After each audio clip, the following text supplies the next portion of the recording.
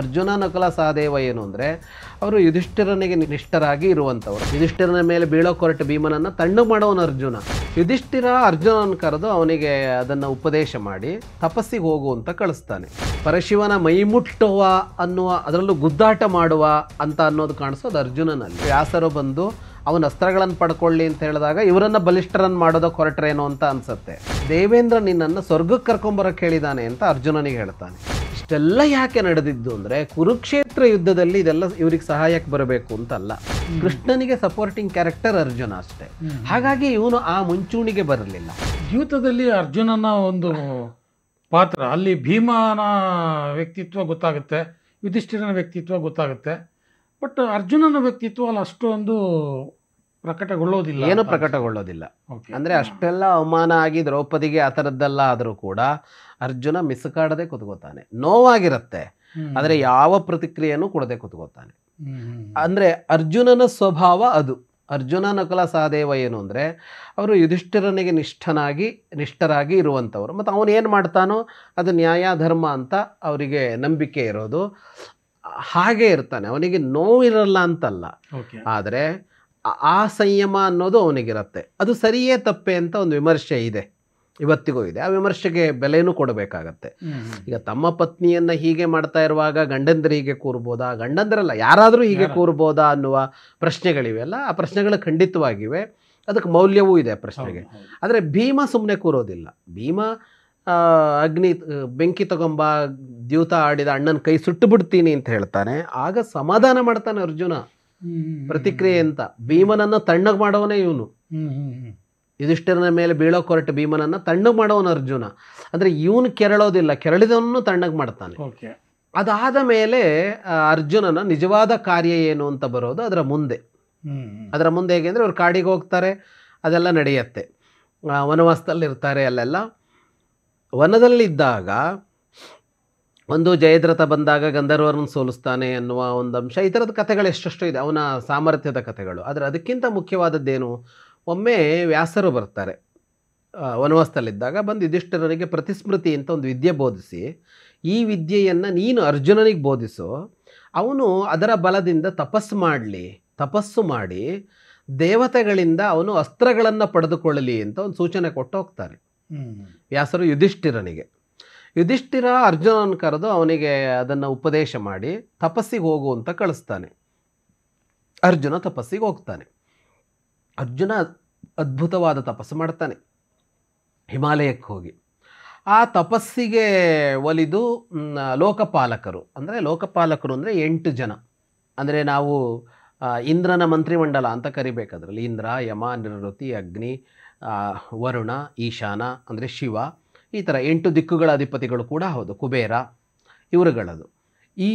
ಇವರೆಲ್ಲರೂ ಬಂದು ಅವನಿಗೆ ಅಸ್ತ್ರಗಳನ್ನು ಕೊಡ್ತಾರೆ, ಇವರೆಲ್ಲರೂ. ಆಗ ಕೊನೆಯಲ್ಲಿ ಅಸ್ತ್ರ ಕೊಡೋದಕ್ಕೆ ಬರೋದು ಯಾರು ಅಂದರೆ ಶಿವ, ಈಶಾನ. ಶಿವ ಮಾತ್ರ ಕಿರಾತ ರೂಪದಲ್ಲಿ ಬರ್ತಾನೆ, ಬೇಡನ ರೂಪದಲ್ಲಿ ಬಂದು ಇವನಿಗೂ ಅವನಿಗೂ ಒಂದು ನೆವ ಇಟ್ಟುಕೊಂಡು, ನೆವ ತೆಗೆದು, ಅಂದರೆ ಈ ಕಾಲ್ ಕೆರೆದು ಜಗಳ ಮಾಡೋದು ಅಂತ ಹೇಳ್ತಾರಲ್ಲ, ಹಂಗೊಂದು ಜಗಳ ತೆಗಿತಾನ ಅವನು ಶಿವ. ಶಿವನ ಜೊತೆಗೆ ಇವನಿಗೆ ಯುದ್ಧ ಆಗತ್ತೆ.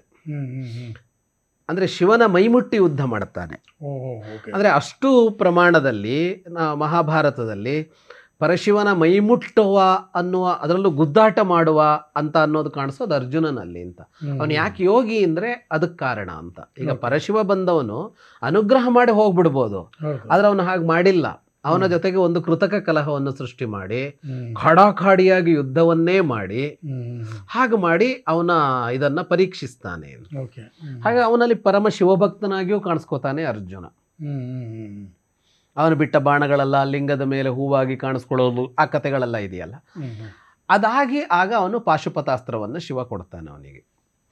ಪಶುಪತಿ, ಶಿವ ಅಂದರೆ ಶಿವನಿಗೆ ಪಶುಪತಿ ಅಂತ ಕರೆಯೋದು, ಪಾಶುಪತಾಸ್ತ್ರವನ್ನು ಕೊಡ್ತಾನೆ. ಅದಾದ ಮೇಲೆ ದೇವಲೋಕದಿಂದ ಒಂದು ರಥ ಬರುತ್ತೆ. ವಾಸ್ತವವಾಗಿ ಈ ಅಸ್ತ್ರಗಳ ಪಡ್ಕೊಂಡ ಮೇಲೆ ಇವನು ಹಿಂದಿರುಗಿ ಬರಬೇಕಲ್ವಾ, ತಪಸ್ ಮಾಡೋಕೆ ಹೊರಟಿದ್ದು. ಆದರೆ ಅದು ಹಂಗೆ ಆಗೋಲ್ಲ. ಅಂದರೆ ಸಹಜವಾಗಿ ಏನನ್ಸುತ್ತೆ, ವ್ಯಾಸರು ಬಂದು ಅವನ ಅಸ್ತ್ರಗಳನ್ನು ಪಡ್ಕೊಳ್ಳಿ ಅಂತ ಹೇಳಿದಾಗ ಇವರನ್ನು ಬಲಿಷ್ಠರನ್ನು ಮಾಡೋದಕ್ಕೆ ಹೊರಟ್ರೇನೋ ಅಂತ ಅನಿಸುತ್ತೆ. ಆದರೆ ಆಗ್ತಾ ಇದ್ದ ಹಾಗೆ ದೇವಲೋಕದಿಂದ ರಥ ಬರುತ್ತೆ ಇಂದ್ರನದ್ದು, ಅವನ ಸಾರಥಿ ಮಾತಲಿಯೇ ಬರ್ತಾನೆ, ಬಂದು ದೇವೇಂದ್ರ ನಿನ್ನನ್ನು ಸ್ವರ್ಗಕ್ಕೆ ಕರ್ಕೊಂಬರಕ್ಕೆ ಹೇಳಿದ್ದಾನೆ ಅಂತ ಅರ್ಜುನನಿಗೆ ಹೇಳ್ತಾನೆ. ಆ ರಥವೇರಿ ಇವನು ಹೊರಡ್ತಾನೆ. ಆ ರಥ ಅಂದರೆ ಅದು ಭೂಮಿಯಲ್ಲೂ ನಡೆಯುವ ಆಕಾಶದಲ್ಲೂ ಹಾರುವ ಸ್ವರೂಪದ ರಥ, ಎರಡೂ ಕೆಲಸ ಮಾಡುತ್ತೆ. ಆ ರಥದಲ್ಲಿ ಸ್ವರ್ಗಕ್ಕೆ ಹೋಗ್ತಾನೆ ಅವನು ಅರ್ಜುನ. ಸ್ವರ್ಗದಲ್ಲಿ ಮತ್ತೆ ಇವನಿಗೆ ಇನ್ನಷ್ಟು ಶಸ್ತ್ರಾಸ್ತ್ರ ವಿದ್ಯೆಗಳನ್ನು ಕಲಿಸಲಾಗತ್ತೆ, ಶಸ್ತ್ರಾಸ್ತ್ರ ವಿದ್ಯೆಗಳನ್ನು. ಅಲ್ಲಿ ಊರ್ವಶಿಯ ಒಂದು ಕತೆ ಬಂದಿದೆ, ಮೂಲದಲ್ಲಿ ಇಲ್ಲ ಅದು. ಊರ್ವಶಿ ಇವನನ್ನು ಬಯಸಿ ಬಂದ್ಲು. ಆದರೆ ಊರ್ವಶಿಯನ್ನು ಅವನವನು ಪುರೂರವ ಅಂತ ಇವರ ವಂಶದ ತುಂಬ ಹಿಂದಿನವ, ಪೂರ್ವ ಪುರುಷ ಅವನು, ಅವನ ಪತ್ನಿಯಾಗಿದ್ಲು. ಹಾಗಾಗಿ ಇವರು ವಂಶ ಅವಳ ಇದರಿಂದಲೇ ನಡೆದಿದ್ದದು. ಹಾಗಾಗಿ ನೀನು ತಾಯಿಯ ಸಮಾನ ಅಂತ ಅರ್ಜುನ ನಿರಾಕರಿಸಿದ. ಅದಕ್ಕೆ ಅವಳು ನೀನು ನಪುಂಸಕನಾಗುವಂಥ ಶಾಪ ಕೊಟ್ಲು ಅಂತ ಕಥೆ ಇದೆ ಪ್ರಸಿದ್ಧವಾದದ್ದು. ಅದನ್ನು ಬಳಸ್ಕೊಂಡು ಅವನು ಬೃಹನ್ನಳೆಯಾದ ಮುಂದೆ ಅಂತ. ಆದರೆ ಮೂಲ ಮಹಾಭಾರತದಲ್ಲಿ ಊರ್ವಶಿ ಪ್ರಕರಣ ಇಲ್ಲ. ಅಂದರೆ ಅದರ ಕ್ರಿಟಿಕಲ್ ಎಡಿಷನ್ ಏನಿದೆ ಮಹಾಭಾರತದ್ದು, ಅಲ್ಲಿ ಊರ್ವಶಿಯ ಪ್ರಕರಣ ಇಲ್ಲ. ಆದರೆ ಇವನಲ್ಲಿ ಮತ್ತಷ್ಟು ಅಸ್ತ್ರಗಳನ್ನು ಪಡ್ಕೋತಾನೆ, ಕಲಿತಾನೆ. ಇಷ್ಟೆಲ್ಲ ಯಾಕೆ ನಡೆದಿದ್ದು ಅಂದರೆ ಕುರುಕ್ಷೇತ್ರ ಯುದ್ಧದಲ್ಲಿ ಇದೆಲ್ಲ ಇವ್ರಿಗೆ ಸಹಾಯಕ್ಕೆ ಬರಬೇಕು ಅಂತಲ್ಲ, ಅಥವಾ ಇಂದ್ರನಿಗೆ ಇವನು ತನ್ನ ಅಂಶದಿಂದ ಹುಟ್ಟಿದವನು, ತನ್ನ ಮಗ, ಇವನಿಗೇನೋ ಕೊಡಬೇಕು ಅಂತ ಅಲ್ಲ. ಅಲ್ಲೇನು ಅಂತ ಅಂದರೆ ಲೋಕ ವಿರೋಧಿಗಳಾದ 3 ದೊಡ್ಡ ರಾಕ್ಷಸರ ತಂಡಗಳು ಯುಗ ಯುಗಗಳಿಂದ ಅಸ್ತಿತ್ವದಲ್ಲಿವೆ. ಅವರು ಲೋಕಪೀಡೆಯನ್ನು ಮಾಡ್ತಲೇ ಇದ್ದಾರೆ. ಅವರ ಸಂಹಾರ ಮಾಡಬೇಕಾಗಿದೆ. ಈಗ ನಮಗೆ ಎಲ್ಲ ಅವತಾರಗಳಲ್ಲೂ, ಈ ವೀರಪ್ರಧಾನವಾದ ಅವತಾರಗಳಲ್ಲೆಲ್ಲ ಒಂದು ರಾಕ್ಷಸ ಸಂಹಾರ ಅನ್ನೋದು ಕಾಣಿಸ್ಕೊಳ್ಳುತ್ತಲ್ಲ. ರಾಕ್ಷಸ ಅಂದರೆ ಒಂದು ಜನಾಂಗ ಅಲ್ಲ, ಜನಾಂಗ ಅಲ್ಲ. ನಾವು ರಾಕ್ಷಸರು ಅಂತ ಎಲ್ಲರನ್ನೂ ಒಂದೇ ಪಟ್ಟಿಗೆ ಸೇರಿಸ್ತಾ ಇದ್ದೀವಿ. ಯಾರೋ ಒಂದು ಗುಂಪು ಆ ಥರ ಆಗಿಬಿಡತ್ತೆ. ಹಾಗೆ ಲೋಕಕಂಟಕರಾದವರನ್ನು ರಾಮನಾದಾಗ ರಾವಣ ಅವರನ್ನು, ಕೃಷ್ಣ ಆದಾಗ ಇವರೆಲ್ಲರನ್ನ, ಹೀಗೆ ಎಲ್ಲ ಕಡೆಯಲ್ಲೂ ಕಾಣಿಸುತ್ತೆ. ನರಸಿಂಹ ಬಂದಾಗ ಹಿರಣ್ಯಕಶಿಪುವನ್ನು, ವರಾಹ ಬಂದಾಗ ಹಿರಣ್ಯಾಕ್ಷನನ್ನು ಅಂತೆಲ್ಲ ಬಂತಲ್ಲ, ಅಥವಾ ಶಿವ ತ್ರಿಪುರರನ್ನು ಸಂಹಾರ ಮಾಡದ ಅಂತೆಲ್ಲ ಬಂತಲ್ಲ.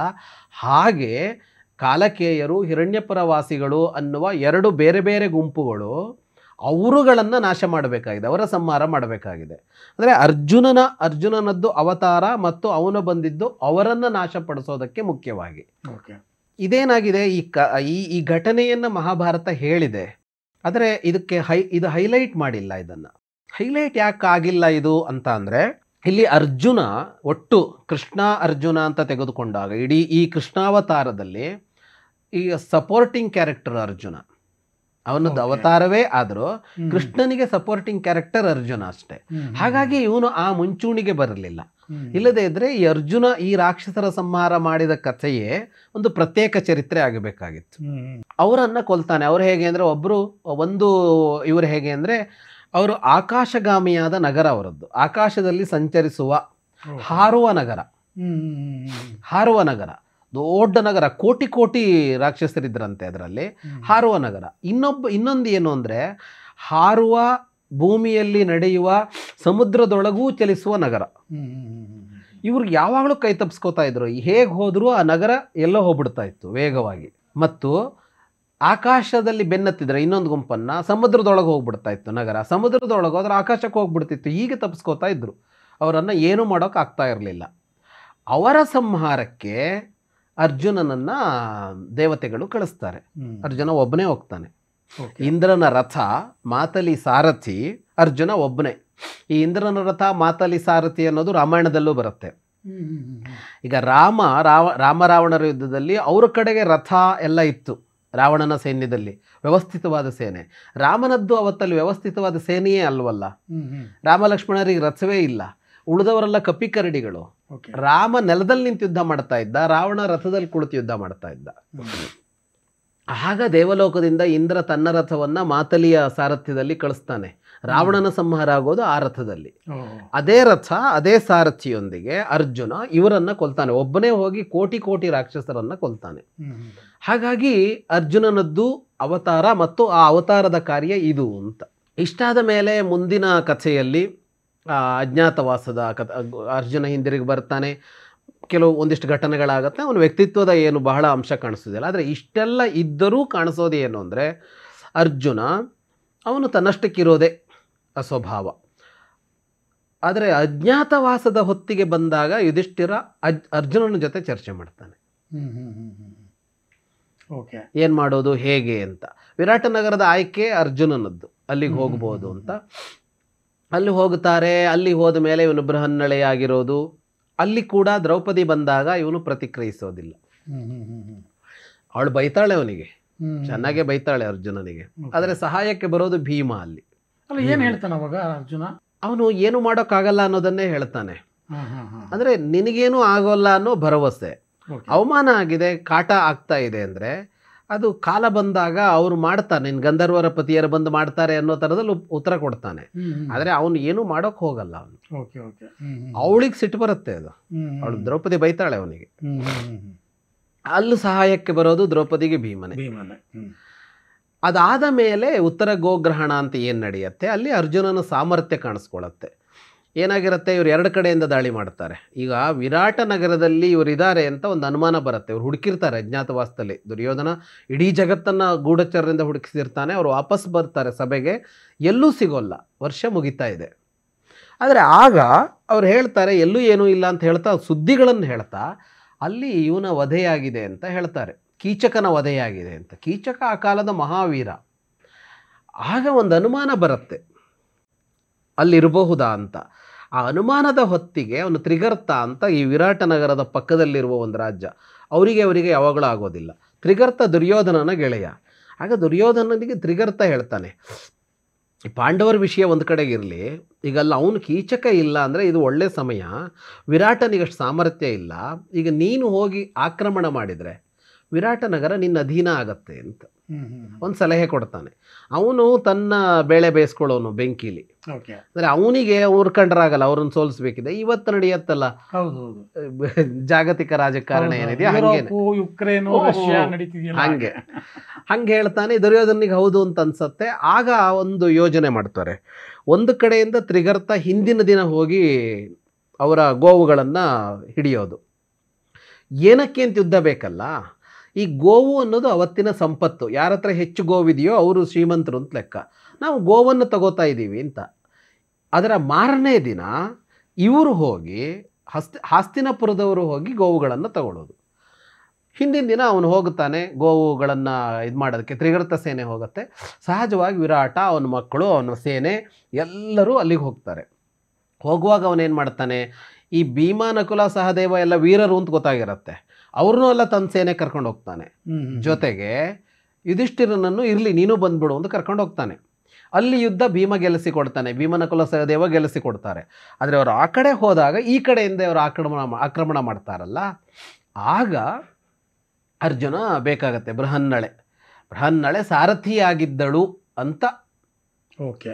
ಯಾರಿಗೆ? ಅರ್ಜುನನಿಗೆ ಸಾರಥಿಯಾಗಿದ್ದಳು ಅಂತ ಒಂದು ಅಲ್ಲಿ ಹೇಳ್ಕೊಳ್ಳೋದು. ಉತ್ತರ ಹೇಳ್ತಾಳೆ, ಇವನು ಹೇಳಿರ್ತಾನೆ ಸಾರಥಿ ಇಲ್ಲ ಅಂತ ಬರುತ್ತೆ ಅವನಿಗೆ, ಉತ್ತರನಿಗೆ. ಹಾಗೆ ಇಲ್ಲ, ಇವಳು ಸಾರಥ್ಯ ಮಾಡ್ತಾಳೆ ಬೃಹನ್ನಳೆ ಅಂತ ಹೇಳಿ ಸಾರಥಿಯಾಗಿ ಹೋಗೋದು. ಸಾರಥಿಯಾಗಿ ಹೋದಾಗ ಅಲ್ಲಿ ಗೆಲ್ತಾನೆ ಅವರನ್ನೆಲ್ಲ. ಒಬ್ಬನೇ ಗೆಲ್ತಾನೆ. ಪ್ರಸ್ವಾಪನಾಸ್ತ್ರ ಅಂತಂದರೆ ಎಲ್ಲರಿಗೂ ನಿದ್ರೆ ಬರಿಸುವ ಒಂದು ಅಸ್ತ್ರ. ಅದನ್ನು ಪ್ರಯೋಗ ಮಾಡಿ ಎಲ್ಲರನ್ನ ಸೋಲಿಸಿ ಅದು ಅಲ್ಲಿಗೆ ಮುಗಿಯುತ್ತೆ.